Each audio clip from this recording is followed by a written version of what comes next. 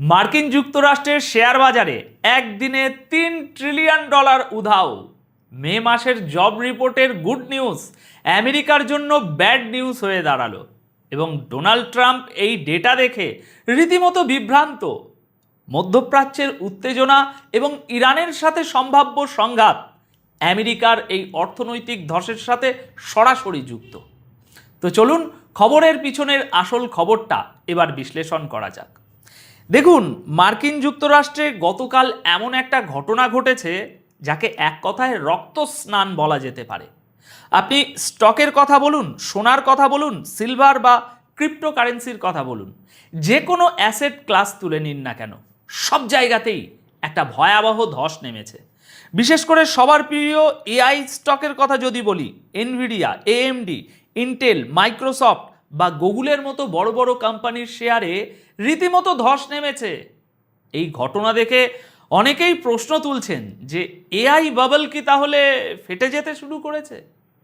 তবে দর্শক, এই পুরো ধসের সবচেয়ে অদ্ভুত বিষয়টা কি জানেন? অদ্ভুত বিষয়টা হলো আমেরিকাতে এই ধস কোনো খারাপ খবরের জন্য হয়নি, বরং একটা অত্যন্ত ভালো খবর। তার কারণেই এই ক্র্যাশ ট্রিগার করেছে। খবরটা ছিল মে মাসে আমেরিকার নতুন চাকরির ডেটা। মে মাসে আমেরিকায় নতুন চাকরির সংখ্যা প্রত্যাশার চেয়েও দ্বিগুণ বেশি তৈরি হয়েছে।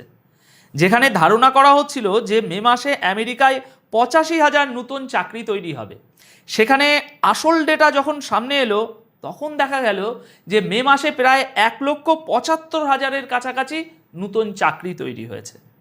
এখন সাধারণ লজিকে তো এটা দারুণ খবর। দেশের অর্থনীতি ভালো চলছে, নতুন চাকরি তৈরি হচ্ছে, তার মানে তো শেয়ার বাজারের রকেট গতিতে ওপরে ওঠার কথা শেয়ার বাজার। কিন্তু আসল ব্যাপারটা হলো ওয়াল স্ট্রিটের কাছে এই ভালো খবরটাই একটা ভয়ঙ্কর খারাপ খবর হিসাবে দেখা দিল এবং মার্কেট হুড়মুড় করে ভেঙে পড়ল। ডোনাল্ড ট্রাম্প স্বয়ং এই পরিস্থিতি দেখে বেশ বিরক্ত এবং চিন্তিত। তিনি বলছেন, এত চমৎকার একটা জব রিপোর্ট আসলো, প্রত্যাশার দ্বিগুণ চাকরি তৈরি হলো, তাহলে স্টক মার্কেট তো উপরে যাওয়ার কথা, নিচে নামছে কেন? গত 200 বছর ধরে তো এটাই চলে আসছে, তাহলে এখন এমন কি হলো? এভাবে একটা দেশ গ্রেট হবে কিভাবে? দর্শক, ট্রাম্পের এই হতাশা আসলে পুরো মার্কিন রাজনৈতিক মহলেরই একটা প্রতিচ্ছবি। এই বিক্রি করে দেওয়ার হিড়িক কোনো একটা নির্দিষ্ট খাতের মধ্যে সীমাবদ্ধ ছিল না, এটা পুরো স্পেকট্রাম জুড়ে হয়েছে। শুধু ইকুইটি মার্কেটেই প্রায় $2 ট্রিলিয়ন বেশি মূলধন মুছে গেছে। সোনার দাম 3.5% কমে গিয়ে প্রায় $1 ট্রিলিয়ন ভ্যালু হারিয়েছে। সিলভার 7% কমে গিয়ে $280 বিলিয়ন এবং বিটকয়েন 6% পড়ে গিয়ে $80 বিলিয়ন মূলধন হারিয়েছে। সব মিলিয়ে হিসেব করলে দেখবেন শুধুমাত্র একদিনের লেনদেনে $3 ট্রিলিয়ন বেশি মূলধন বাজার থেকে স্রেফ উধাও হয়ে গেছে। ভারতের মতো একটা বিশাল অর্থনীতির প্রায় 3/4 ভ্যালু আমেরিকার মার্কেট একদিনে হারিয়ে ফেলেছে।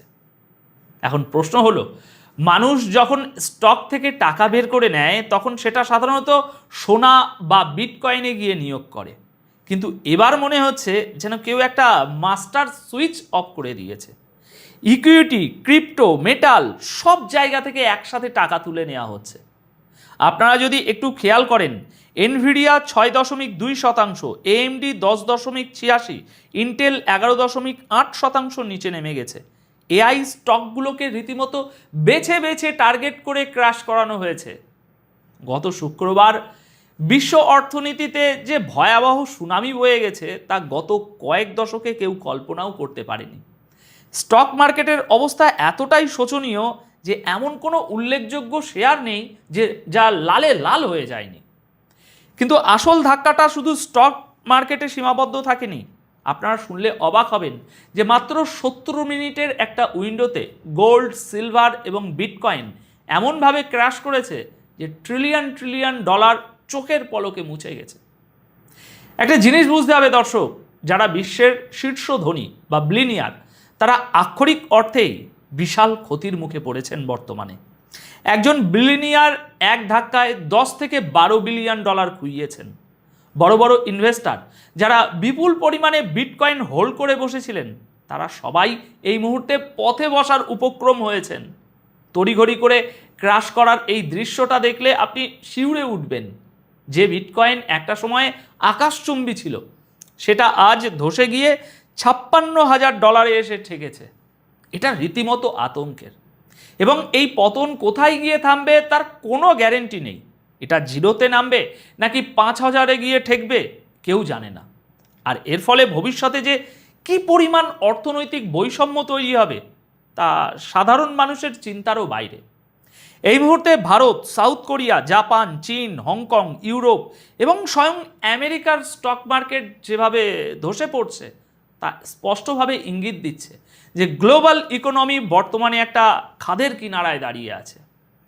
দেখুন, আসল ব্যাপার হলো এই যে রাতারাতি সব ধসে পড়লো, এটা একদিনের কোনো ঘটনা নয়।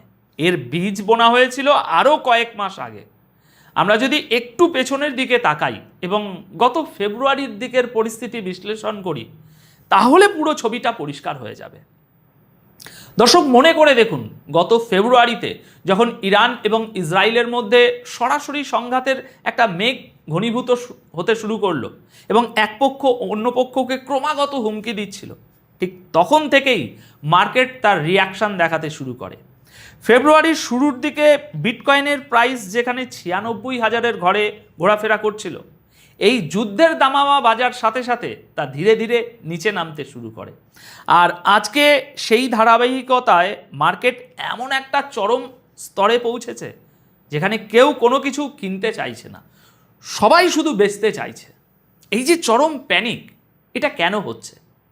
কারণ ইনভেস্টররা দেখছে যে ইরান এবং ইসরায়েলের এই জিওপলিটিক্যাল ক্রাইসিস ইতিমধ্যে এমন এক পর্যায়ে চলে গেছে যা কারো নিয়ন্ত্রণেই নেই।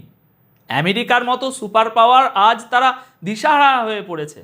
ইরান এমন এক স্ট্র্যাটেজিক তাণ্ডব চালিয়েছে।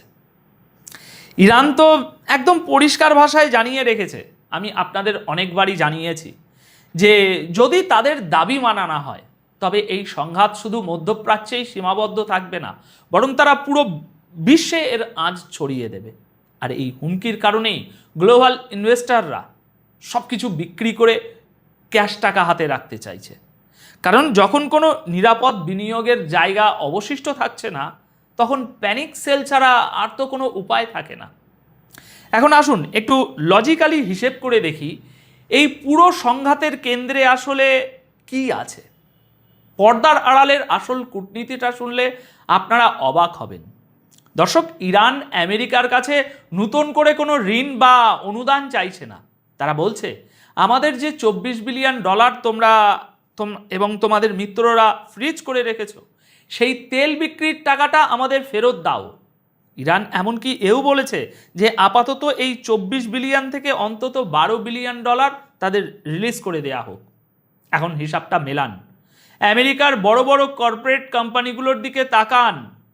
মার্কেটের এই চরম আতঙ্কের কারণে মাত্র 70 মিনিটে সেখান থেকে প্রায় $2 ট্রিলিয়ন হাওয়া হয়ে গেছে। দেখুন, জীবনে দুই ধরনের লস থাকে, একটা ছোট লস আর একটা বড় লস। একজন বুদ্ধিমান মানুষ সবসময় ছোট লসটা মেনে নিয়ে বড় লস থেকে বাঁচার চেষ্টা করে, কিন্তু পশ্চিমা নীতি নির্ধারকদের ইগো এবং অহংকার তাদের অন্ধ করে দিয়েছে। তারা ইরানকে তাদের নিজেদের $12 বিলিয়ন ফেরত দিতে রাজি নয়, কিন্তু জেদের বসে গ্লোবাল মার্কেট থেকে ট্রিলিয়ন ট্রিলিয়ন ডলারের ক্ষতি একেবারে নীরবে হজম করে নিচ্ছে। ইসরায়েলকে খুশি রাখতে এবং নিজেদের সুপার পাওয়ার ইমেজ ধরে রাখতে গিয়ে তারা নিজেদের অর্থনীতিকেই গলা টিপে হত্যা করছে। তারা যদি শুধু ইরানের আটকে থাকা টাকাটা রিলিজ করে দিত, তাহলে এই মুহূর্তেই যুদ্ধ পরিস্থিতি শান্ত হয়ে যেত এবং এই ক্র্যাশ করা স্টক, গোল্ড বা বিটকয়েন হু হু করে আবার উপরের দিকে উঠে যেত। কিন্তু তারা সেই সহজ এবং যৌক্তিক রাস্তায় হাঁটবে না।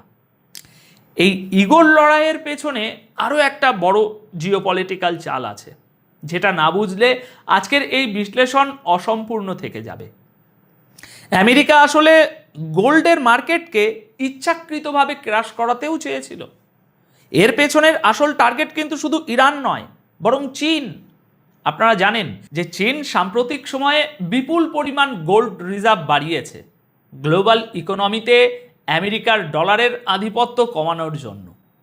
আমেরিকা ভেবেছিল গোল্ডের দাম কৃত্রিমভাবে ফেলে দিয়ে তারা চীনকে একটা বড় অর্থনৈতিক ধাক্কা দেবে এবং একই সাথে ইরানের সাথে পেশি শক্তি প্রদর্শন করে বিশ্বকে দেখাবে যে তারা কারো কাছে মাথা নত করে না।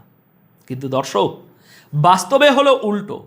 ডোনাল্ড ট্রাম্পের মতো কিছু ধুরন্ধর লোক হয়তো এই টালমাটাল বাজারের সুযোগ নিয়ে নিজের লোকেদের প্রফিট বের করিয়ে দিয়েছেন, কিন্তু সামগ্রিকভাবে আমেরিকা এই খেলায় নিজেদের জালেই নিজেরা আটকা পড়েছে।